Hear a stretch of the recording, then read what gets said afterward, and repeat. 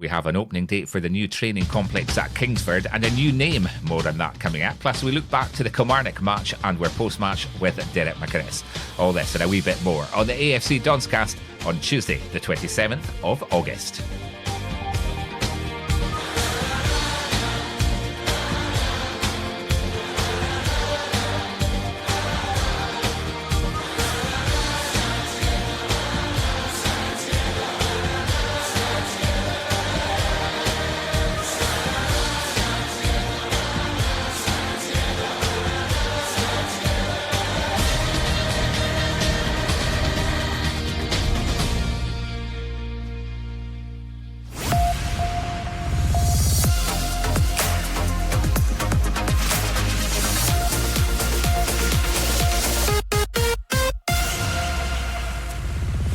Let's catch up with the week's news then. And Aberdeen announced last week that the new training and community complex at Kingsford will open on Thursday the 31st of October.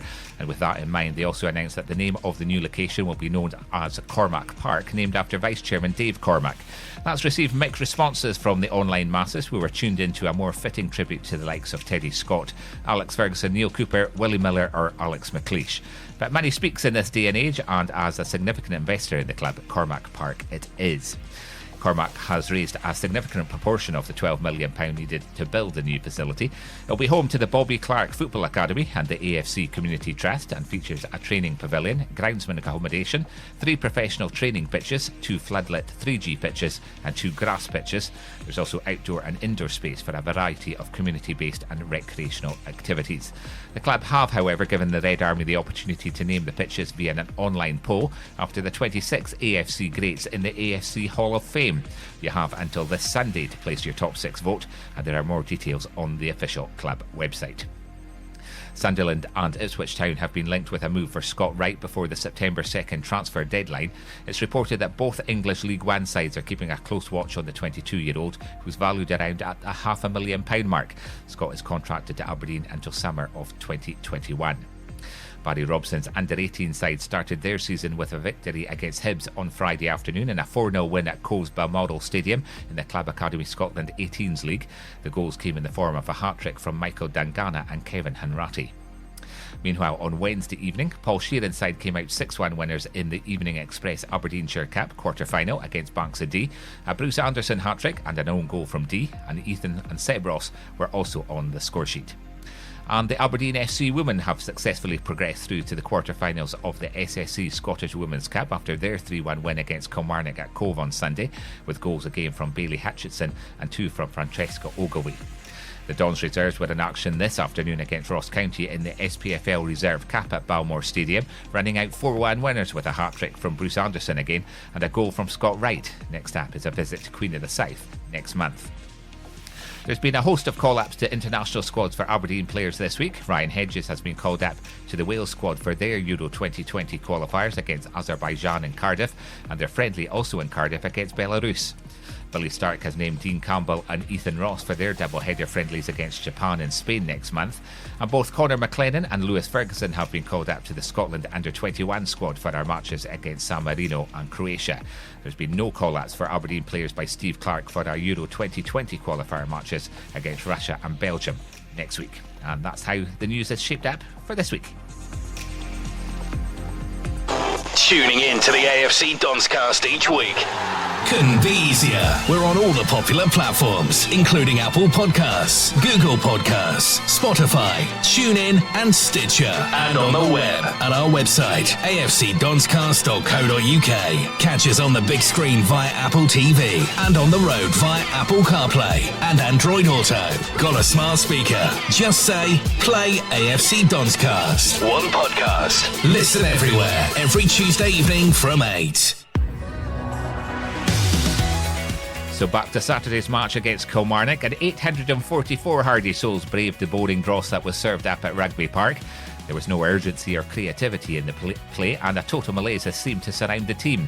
Derek McInnes made 2 changes to the side that won against Dundee in the League Cup the week before. Ryan Hedges and Niall McGinn were dropped to the bench, with James Wilson and the returning Lewis Ferguson featuring in the starting lineup. Whilst there were chances for both sides, neither side could make the breakthrough, and the Dons were certainly not firing on all cylinders. Scott McKenna was injured in the 27th minute, which saw him go off and replaced by Zach Viner.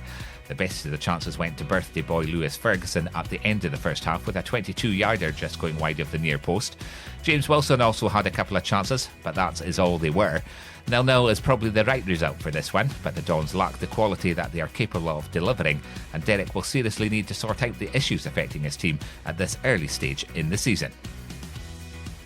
I thought defensively we were absolutely fine for the majority of it. Obviously with the wee adjustment with Scott coming off, which didn't help matters, but I thought we were worthy of a clean sheet. I think both teams never done enough in the forward areas to ask the question and gain all 3 points. I thought we more than deserved our point. The positive was a clean sheet. The only other real positive for me today was if we get Craig Bryson more minutes and a step to where he needs to get to, because it's clear we need that influence in the team. I thought he was very good in the first half, and when he tired and we lose that influence second half and we have to take him off, we kind of lose our way a wee bit. I don't think we got enough right across the top end of the pitch, and you know, it's important that we do more to win games, not just be content and to come away with a point, because you know, it's never an easy place to come here. There's still some good players at Kilmarnock, and the surface was difficult at times. But in the cold light of day, we're disappointed we haven't done enough and showed more of ourselves.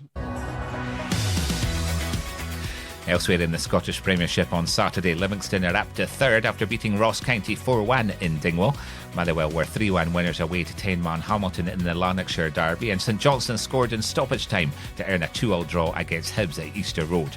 On Sunday, Rangers were 1-0 winners against a composed St Mirren in Paisley, and Celtic were 3-1 winners against Hearts. Aberdeen have announced the return of their popular Ladies' Day on Saturday the 14th of September for our match against St Johnstone at Pittodrie. There's a VIP Ladies' Day package on offer, including 3-course meal with wine, some prizes and the chance to meet some of the first team players.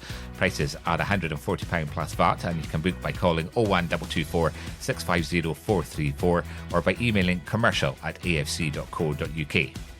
Tickets for our League Cup match against Hearts on Wednesday the 25th of September will go on sale tomorrow.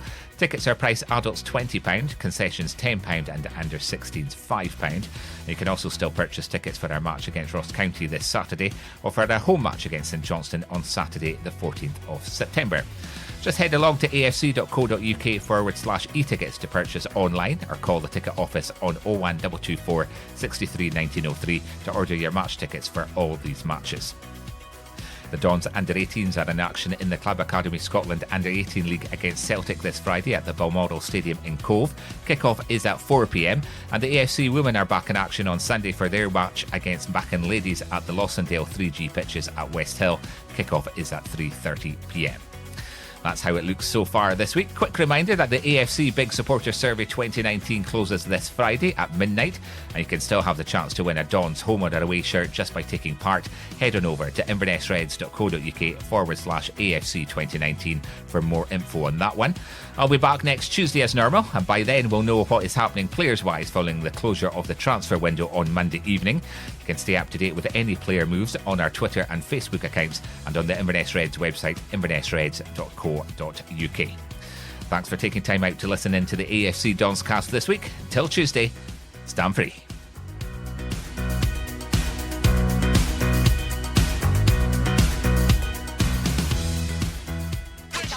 That's all for this week from the AFC Donscast. Why not download and listen to the Here We Go AFC podcast? Discussion, reaction, interviews, and special guests made by Aberdeen fans for Aberdeen fans. Tune in now for the latest episode. That's all for this week. More Aberdeen news next Tuesday evening from 8.